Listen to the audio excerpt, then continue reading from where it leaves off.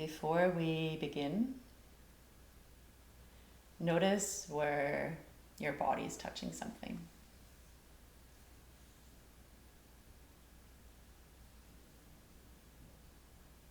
The chair, the floor, the ground beneath your life,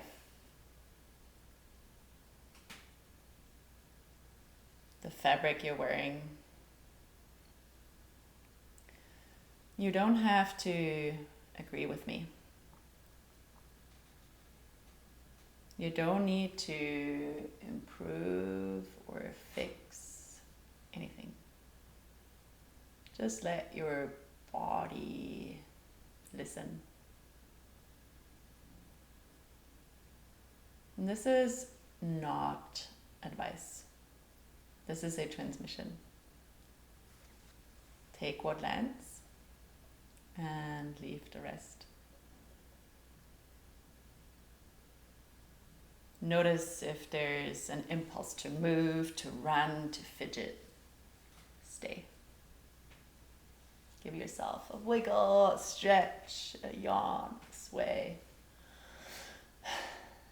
And stay.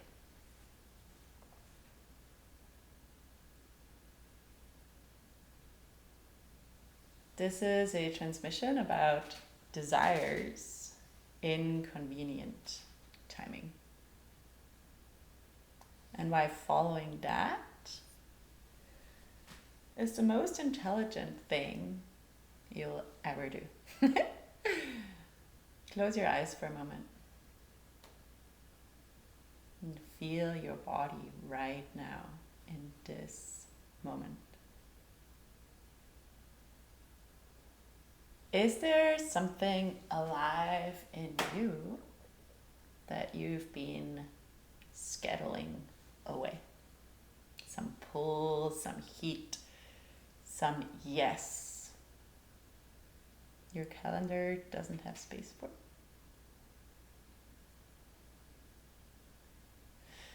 Feel this with me. And today I want to tell you about desires, inconvenient timing. About the moments my body said yes before my mind could catch up. February, winter, Revelstoke. It was actually quite nice. It was cold, dry spell, but sunshine. My calendar was full, all kinds of business stuff, strategy sessions, website launch, program launch, just like so full. Year planning, work stacked high. It was busy, as the Canadians love to say. How are you doing? Busy. And then I received an invitation to go to Mexico. My body, crystal clear, yes. My mind, no. You have too much to do. You need to focus. You need to stay home. So, come with me into this felt experience. In February, I had spent the most incredible week with the most incredible woman. We just had the best time together. And within this week, she invited me to join her and more incredible women in this incredible place in Mexico. And where does the mind go? The mind goes to the no, to all the things that speak against saying yes to this beautiful invitation. And, all kinds of things were on the agenda, all kinds of things were planned. But years of practice have taught me and are still teaching me to listen to my body, even if the calendar is so full. And the body was such a clear yes. The body was such a full fuck yes, I'm going to Mexico. It didn't make sense at all. Like going the cerebral way, like going with what's logical did not make sense at all. But again, full body yes. So I said yes. I said yes, even though I had way too much to do, but there was the clear yes. And I think I've shared that one with you before, but let's do it again. So, two things I love doing to check in if my body is on board, if my body is on board. One of them is I take a few deep breaths. So feel free if there are any questions lingering for you, any yeses, nos, don't know what to do. Take a few deep breaths.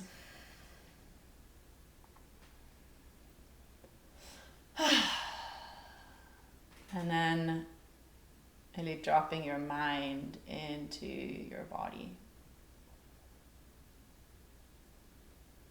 And from here, you can say, I'm Flora. Do that with your name. I'm your name. I'm alive. I'm me. I'm going to Mexico. And noticing how truth feels in your body. What is truth? And this is a practice. It might not come immediately, but with noticing the sensations, noticing the felt sense of I am, I carry this name, that's who I am. I'm alive, I am. I'm me, sure, this thing is true for me. And play around with it. And another one I love is simple body testing. I forgot where I picked that one up, but it's very simple too. Show me yes, show me no. Try it out. Yeah, it might be whatever to you, but try it out. Show me yes, show me no. My name is Flora. I'm recording this YouTube and podcast thing for fun and to create. Yay! Amazing. Okay, so I said yes, going to Mexico. Changed around some things, booked flights, kind of bit my nails because finances and so on and so forth. So that heat, that yes, that turn on, that aliveness did not fit into my schedule at all. But it was a yes. What do? You follow the yeses. You follow the impulse, even though it doesn't make sense at all.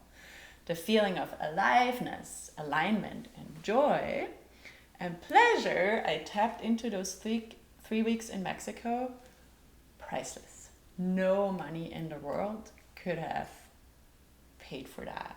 No strategy session in the world could have planned for that. So it was the smartest strategy session ever. It was so incredible. It was so nourishing. And did I plan going to Mexico during this high demand season of my business? Sure not. Definitely didn't plan that. But I followed the heat. I followed the desire. I followed the impulse. I released the outcome. And I was rewarded, if you want, with way more than any money could have ever paid me.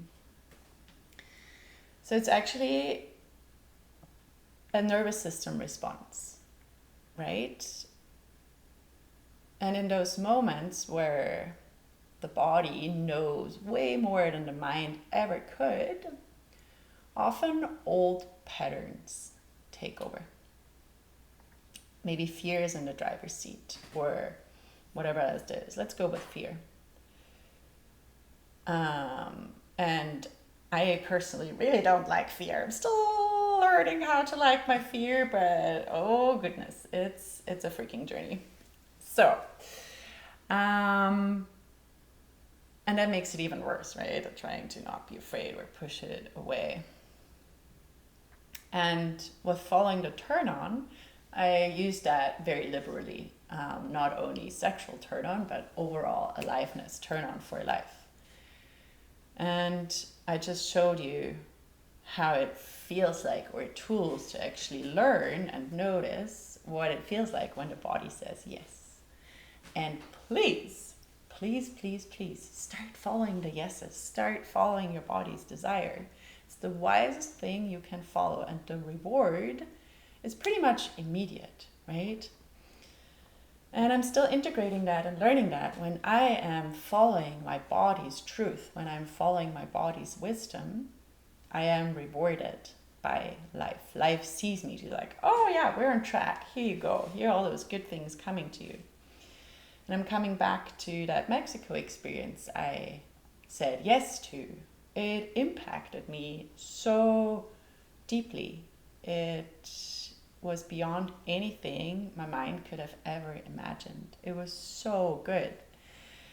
I loved the land, the food, the people, the dancing, the laughter, the aliveness, the experiences, the colors, the vibrancy. It was just, it was the deepest nourishment I could have ever offered myself. And that obviously ripples out into my work as well, into my business. So it's beyond words really, and it's still so tangible in my bones. And that time also brought me clarity I had no idea I was even seeking. And clarity around my next steps, my expansion, where I'm gonna live. Like so much clarity came through this time, and clarity which no strategy session in this whole wide world could have brought me. I had to follow the yes for this clarity. And there is societal judgment, right, around following impulses, following desire. We love control and we love a plan. I love a good plan too. And we push instead of following the desire, following the heat.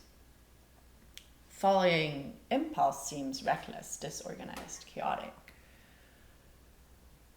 But have you ever felt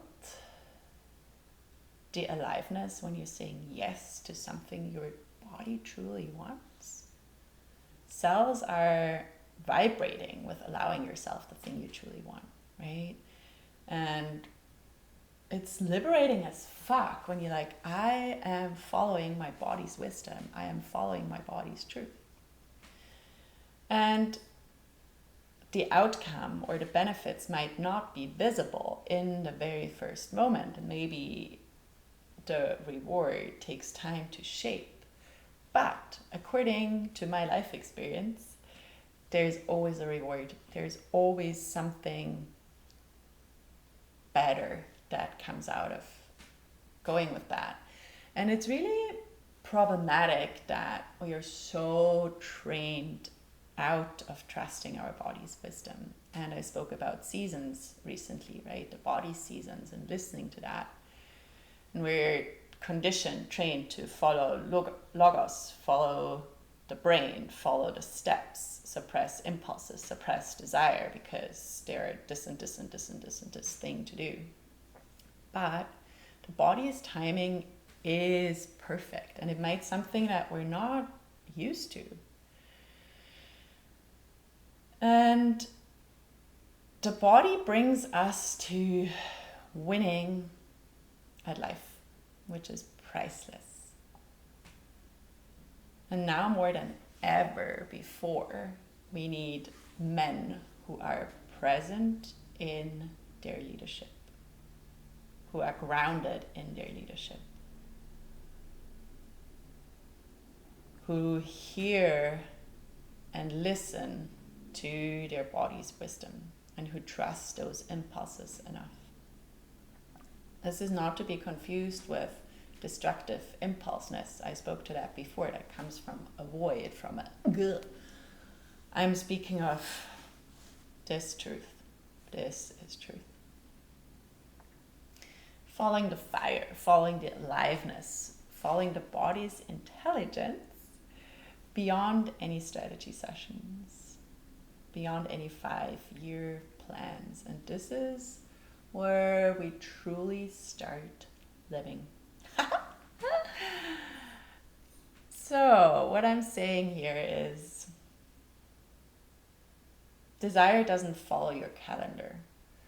And yeah, I know there is definitely benefits of scheduling date nights, scheduling relationship check-ins, scheduling sex. All of this is great. And yet, your body has an intelligence that is beyond any planning. Your body is smart beyond any planning.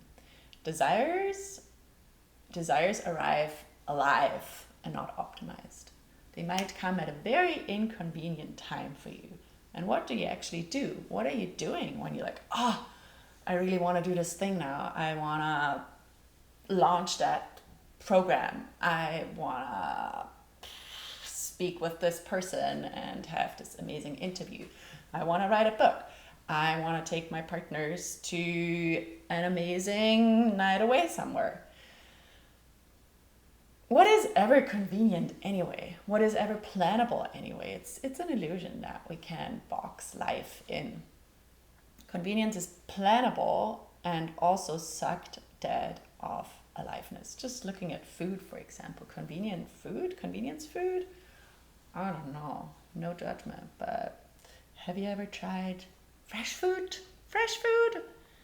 And again, I love a plan too. Strategy, clarity, visions put to paper and into action. All that is important. And yet, I'm wondering if it's also a limitation into all directions, right? It's like containment is important. And yet, where does containment hold back aliveness? Where does containment box in aliveness? And it just wants to break free and actually live and move.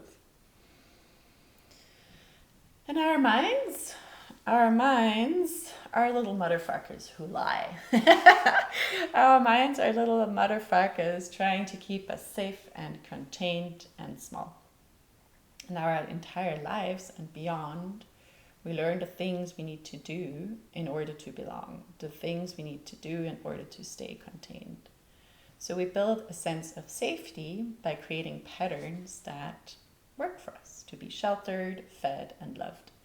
And as an adult human being running a business, living your life, you probably consciously don't need to be loved and fed and sheltered anymore because you're good, right? But yet, subconsciously, that's still so conditioned into us. And potentially those ways of staying safe are completely distorted. They are informed of how things were back then. Emotionally distant caregivers, the mind was trained to see or recognize emotionally distant.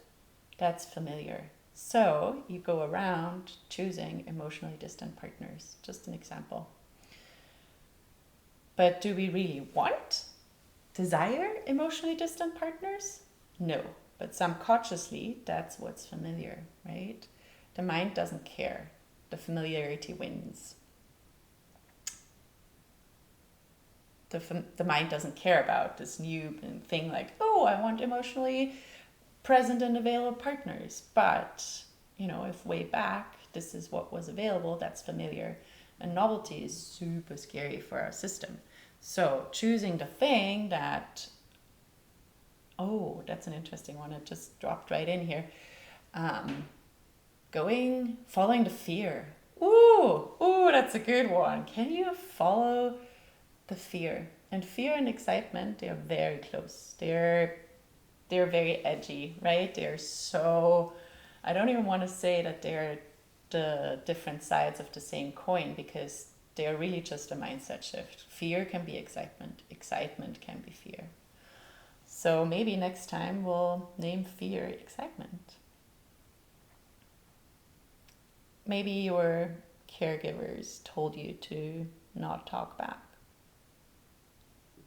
to say yes. And then you learned to deny your own truth in order to belong. Hello, people pleasers who have no idea how a no actually feels like in your body, that a no is allowed, that it's welcome. And then saying no later on in life might scare the shit out of you. And I'm seeing a pattern here. We schedule everything. We schedule food breaks. We schedule date nights, we schedule sex, we schedule meetings, we schedule movement, we schedule all the things. And with doing that, yes, organization is awesome, planning is awesome, and yet I dare to say that life gets optimized into flatness. It just is like boxed in. And desire, aliveness, doesn't work like that. It might show up when something is very inconvenient. Eros shows up now, right now. And what do you do with it? Yeah, your calendar has scheduled another date night or another creative meeting Thursday, 7:30 p.m.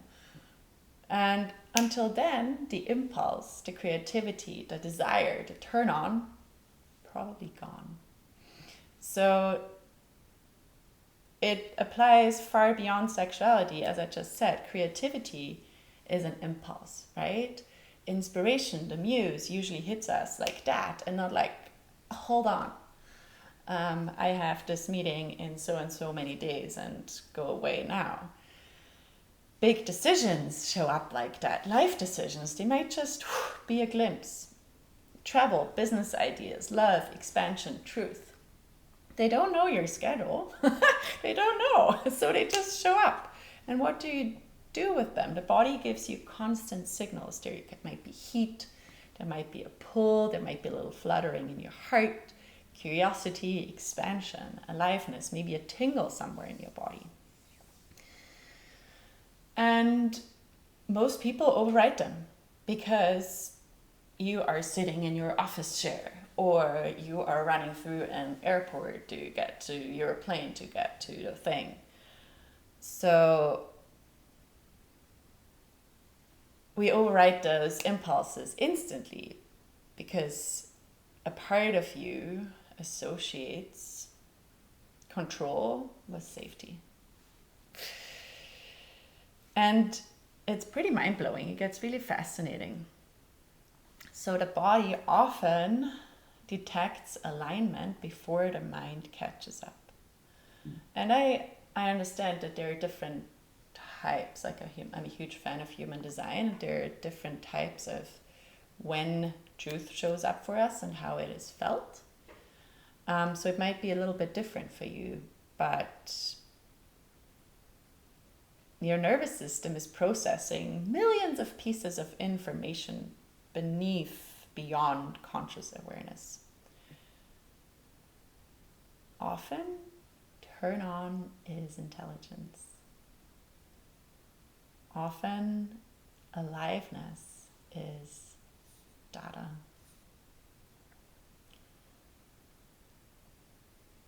We're so trained out of trusting impulse. Good employees suppress instinct. I actually have a client really struggling with that right now, or really working towards that, where he has so many good ideas and just wants to bring them in, and he's constantly shut down. Not a good moment, not a blah, blah, blah, blah. So frustrating, it's infuriating, right? Good children suppress truth. Good performers suppress need. You learn to override yourself to belong, or you learned. And eventually the body might stop saying any of this because you never listen anyway. And then people wonder why the turn on disappears, why the desire disappears, why intimacy disappears, why it goes flat,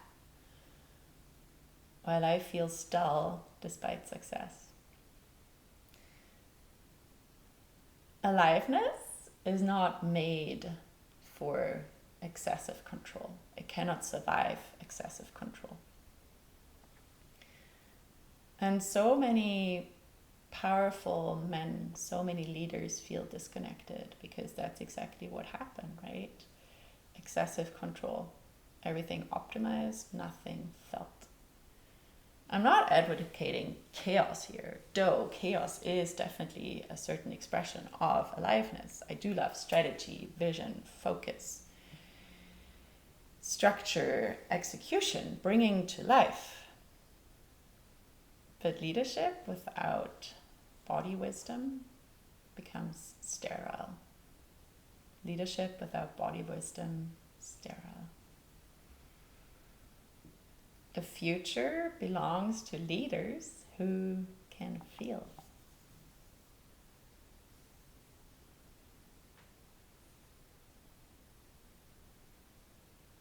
And about scheduling intimacy.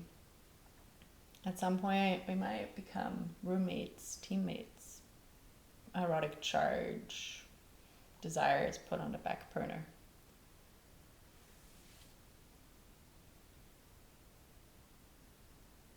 And yes, scheduling intimacy is beautiful. It's amazing, right? Like really making time and space for that. And then letting any pressure go, just being present with what shows up in the moment. Or maybe kind of bookmarking whatever showed up for you during the week and then being like, oh, this thing actually. So there are different ways to work with all of that.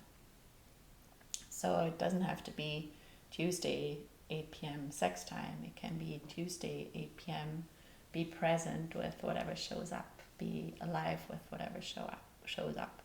Give each other massages. Feel each other's presence, touch, body. There are many tools. Follow the impulse. Trust it. Trust the impulse. The body is informing your aliveness and fully supporting it. Spontaneity is the best. It's fun and alive. Novelty is hot.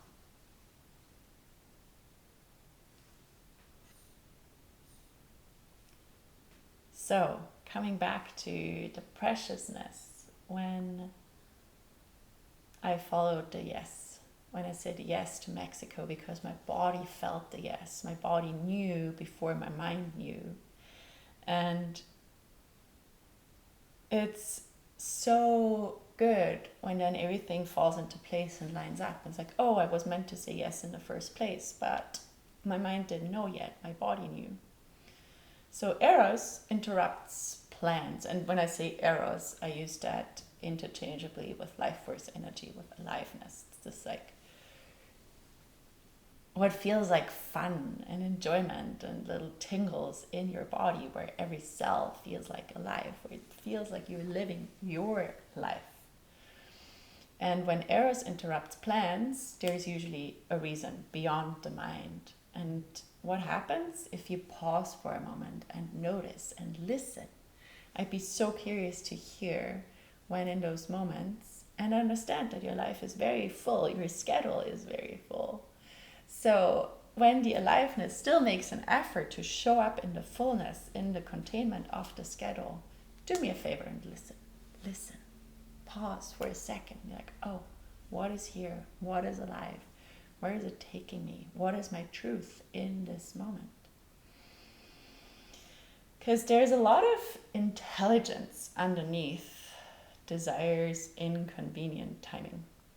I'm also very sore. I did Kundalini yoga yesterday and my neck and shoulders are just like, So yeah, the body knows way more than the mind does. And if you're following the heat, life is rewarding you. Life is rewarding you when you're following the heat. And the body's timing is perfect, even if it is familiar. And I also want to clarify a thing. When desire shows up spontaneously, as it usually does, right? You don't need to go out and hump your coworker or children or whatever it is. And yet there's information there, there's data there. So how are you with this information? How are you with this impulse? And desire is life force energy. It's so powerful. And I love teaching my clients, sharing with my clients how actually to be with it, how to harness it, how to bring it into your system and let it move through your system. And let the power of creation nourish you in this way. It's beyond any biohacking. It's so powerful. So, you've scheduled everything. Your years are planned in advance. Meetings, workouts, date nights, weekends away, vacation.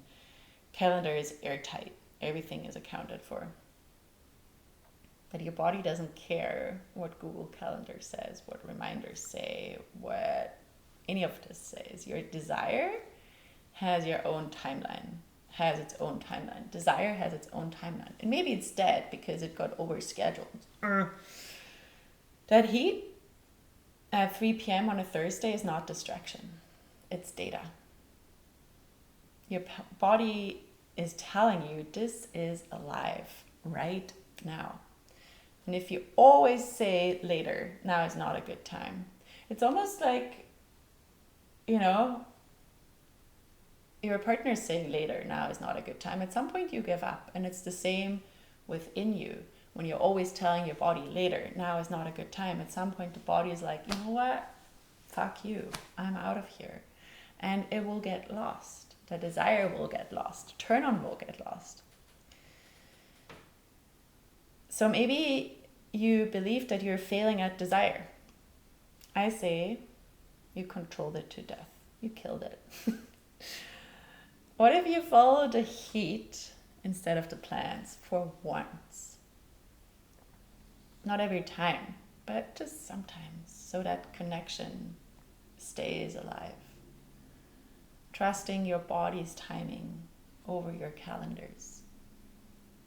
That's the smart thing to do. That's the smartest strategy, because no spreadsheet contains the information your body does.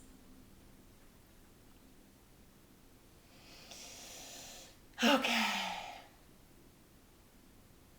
I love that you're here with me, and we'll find some ways to connect with that beautiful body of yours, that intelligence. So come back when it's convenient. In case you're driving or something, pause here and come back to this, because my invitation for you is to close your eyes for a moment and take a few deep breaths. You can soften your gaze if closing your eyes is a bit too much. You can brush your hands over each other, maybe another big stretch. Dropping in together. Question number 1. Where has your body already given a clear yes, which you've been scheduling away?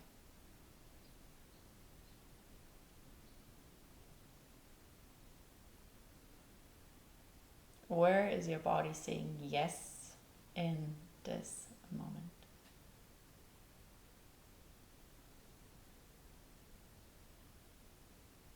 Some pull, some tingle, some aliveness, some heat. And perhaps you're saying, after this project, after this quarter, next year, when I'm ready. Where is it? Where is the tingle? Where is the flame? What is it? Just noticing.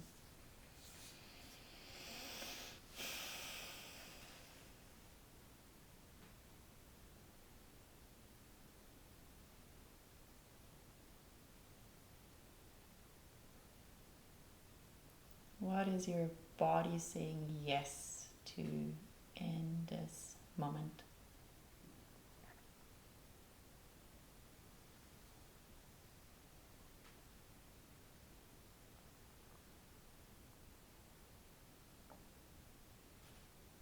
And if you want to jump up right now and do the thing, follow that impulse. Please do. You have my full permission. Go follow the impulse. Follow the heat. Question number 2. What impulse is coming back? What impulse is returning and you're ignoring it?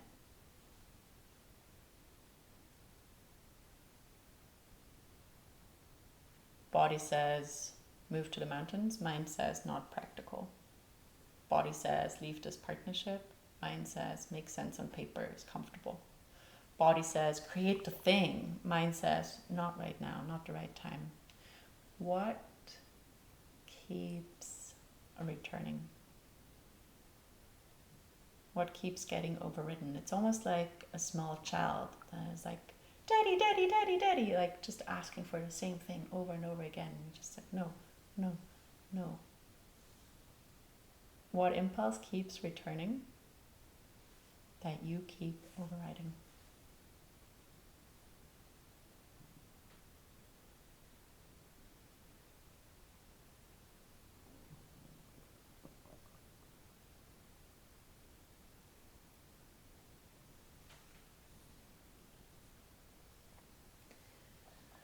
Question number 3. What becomes available when you trust your body's timing over your calendar's timing? Might feel insane. Just go into the question theoretically. What becomes available when you trust your body's timing over your calendar's timing?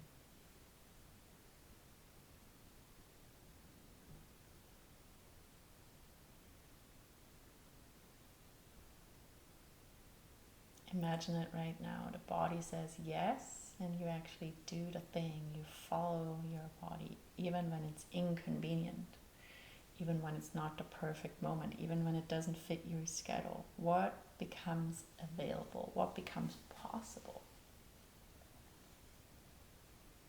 More presence, more heat, more aliveness, more fun, more joy, more you? Feel what's opening up in you with that possibility.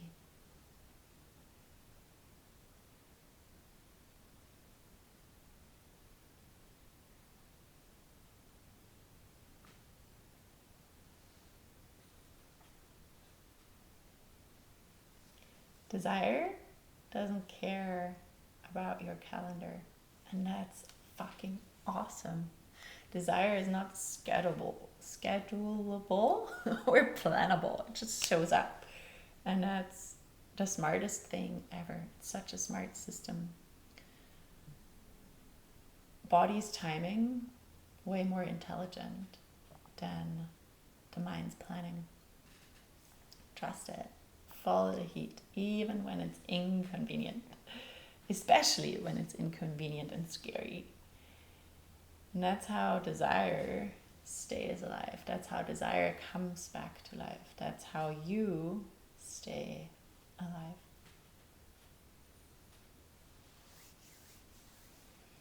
If you feel this in your body, like, comment, share with someone who you think would benefit from this. The weekly letter from me, Flora Petri, is below. And when you're ready, find me.